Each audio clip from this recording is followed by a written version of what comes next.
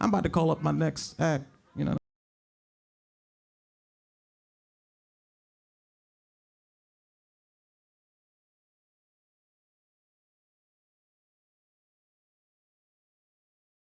And the Real One Bell Honorary Recipient Award. He definitely has deserved it. It's a lifetime achievement. Ladies and gentlemen, make as much noise as you possibly can.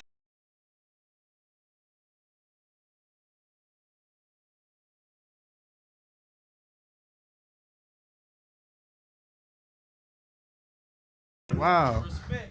What's happening, Columbia? How the hell are you? All right, all right. You know, he said a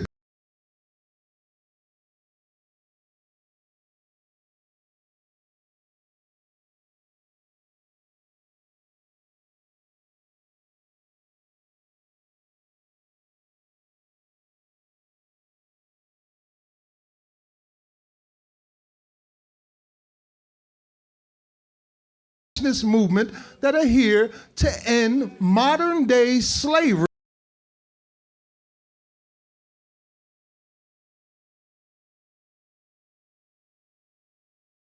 We need to end that right now. In this country, right now, as we are sitting here and eating and drinking and enjoying ourselves, we have the largest prison population in the history of humanity on planet Earth. 70% of them are in those prisons for nonviolent drug-related crimes. And I know you hear me talking now, but if you need something to back up what I said, just pick up your phone and Google 13th Amendment. Anybody that reads those 47 words can figure it out in 10 minutes, what you're dealing with today in the United States. Also, it's a couple of things that we gotta, we're here for, so I want to make sure I touch on all three of them along with my poetry. The other thing is it's Martin Luther King's birthday. All right. Yes, sir, Martin Luther King's birthday. Moa said we need to be them today. I'm doing my damnedest, man.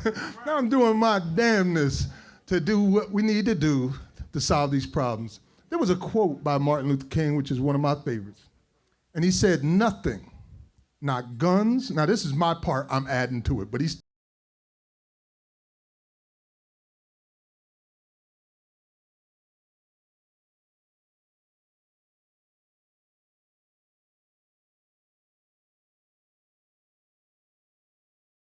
stupidity, nothing. Other tells you slavery is being practiced upon your people, you should check that out. And let me just prove it real quick. They say in the United States, a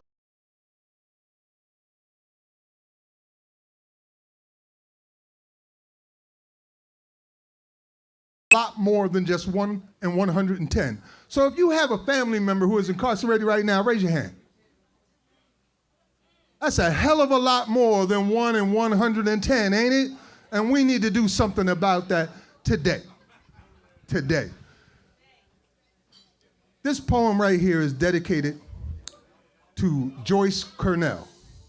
Joyce Cornell was a South Carolinian resident who was homeless and went to the hospital, had some ailments, and while she was at the hospital, I guess they called the cops or ran her name through something or another, and the police came to the hospital and arrested her. They took her to the jail, and she had sickle cell anemia, she had high blood pressure, she had all the things that a lot of us deal with on a regular basis, and they put her in this cell, and she immediately started vomiting. They gave her a garbage bag, said vomit in that, and they left her there after that for 27 hours, and she died for a lack of water.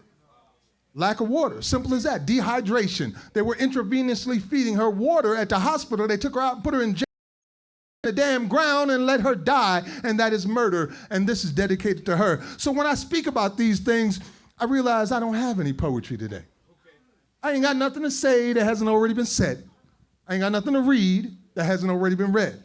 And although I know some can hear me now, in the long run, when it's all done, most don't ever care anyway. Actually, apathy seems to be the modus operandum. We got people putting up with any kind of atrocity that this sinister system might hand them. And I don't know if God damned them. And I'm not trying to second guess, but lately I've been feeling stress because it appears that cowardice has become contagious and it's making me more than a little nervous. It seems like everybody wants to put everything they've got into this well-known company called lip service. You do it, they claim it. You make it, they name it. Popularize it, monetize it, then put it on t-shirts and coffee cups with slick slogans like capitalism sucks. You can get 2 shirts for 30 or 3 cups for 15 bucks. And the absurdity is certainly hurting the cause. It's like wearing Urban Commando khakis when you really know you don't have the balls to bounce. And we should all denounce them, but we don't care. Unless it affects the integrity of our necks or our next paychecks, we really don't care. So what poetry could I possibly read that could probably lead to compassion or action? I feel like a fool for even asking. So no, I don't have any poetry today. I ain't got nothing to say that hasn't already been said. I ain't got nothing to read that hasn't already been read. I ain't got no cute quotes to make you walk out this door screaming, that's all I can stand, I can't take it anymore. You will take it like a whore and beg for more. Come on, folks, let's be truthful. We take it up the back every day with no grease, no mercy, no compassion. Fools are always fruitful. Like seedless grapes, they don't breed, they're being bred. Or like Manchurian candidates who don't lead, they're being led. It's the next best thing to being dead and not that far from fulfilling that post. At the most, we're the host for an evil.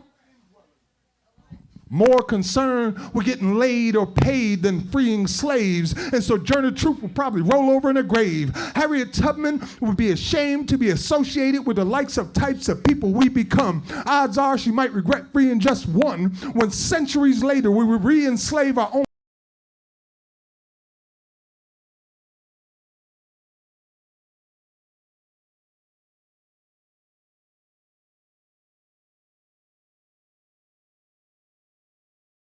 I don't have any poetry today. I ain't got nothing to say that hasn't already been said.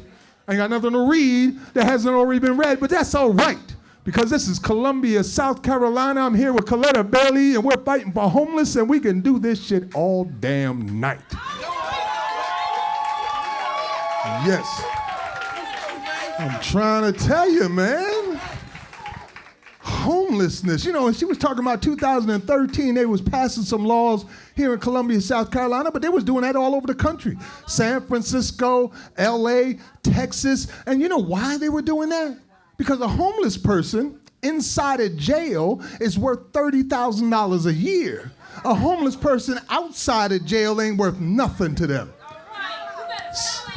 And that's the only reason they were doing it. It's all about the money. Ain't a damn thing funny. And that's what they've been doing. Not only are they criminalizing the homeless, they're also criminalizing people with mental disabilities. 20% of the people in prison right now have severe mental disabilities. As many as 50% of them suffer from some form of mental disability. And they're not supposed to be in jail. They should be getting help. But we know these people don't want to help us.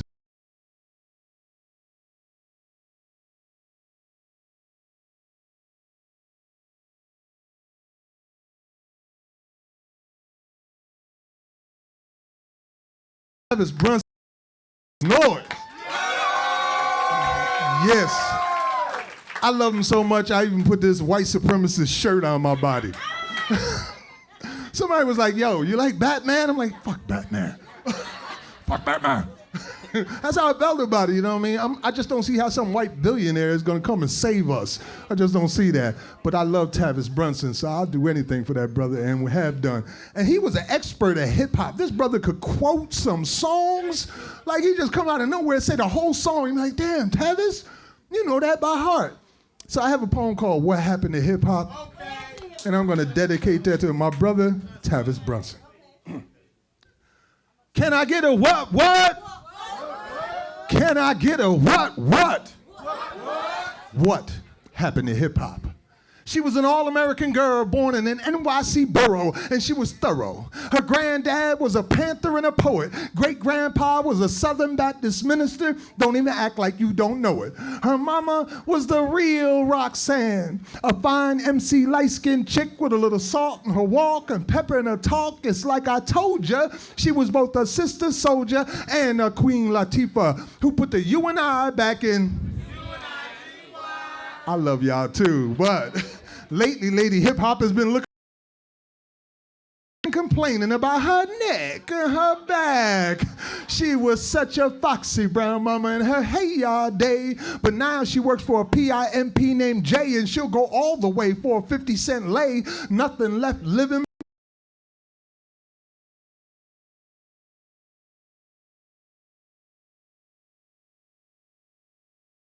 Wanna jump, right. Her daddy was a microphone fiend from the South Bronx, South Bronx, and back in the day when he was young, they called him Slick Rick the Ruler. He was the resident president of the special ed class. The girls thought he was Doug Fresh. He wore Adidas and Kangos and t-shirts made out of mesh, 4-finger rings and 5-pound chains. He was a flashy grandmaster who still cut faster than any known, stoned to the bone, unleashed, unlaced, and carried a Big Daddy cane. Hip Hop's hood was like a jungle. Sometimes it made me wonder how she kept from going under, yet I'll bet that's BET that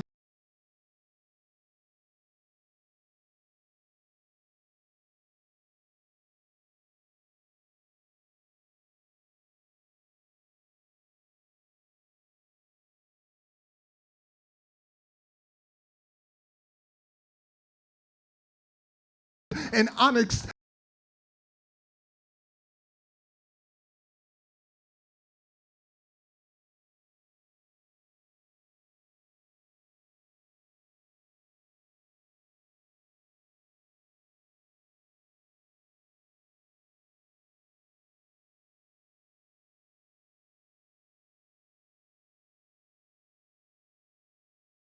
Love, and if only love could have saved her, we would have made her the queen of our soul, because she made us feel whole. Now, I didn't know what y'all told her, but somebody certainly should have told her that eventually she'd be seen as a BVD, STD, poison. And all the boys in the hood couldn't save her when she went chasing waterfalls and all the false ballers corporate raped her. A cash money crew who would do anything for $1 and a dream. For them it was all about the Benjamins. What? The cream. And I agree, it seems she's a slim, shady lady lately and maybe doing more harm than good these days, but we all hope and we all pray that she'll come back to life, back to reality, back to the here and now again, and won't be a nigga for life. What happened to hip hop? Peace.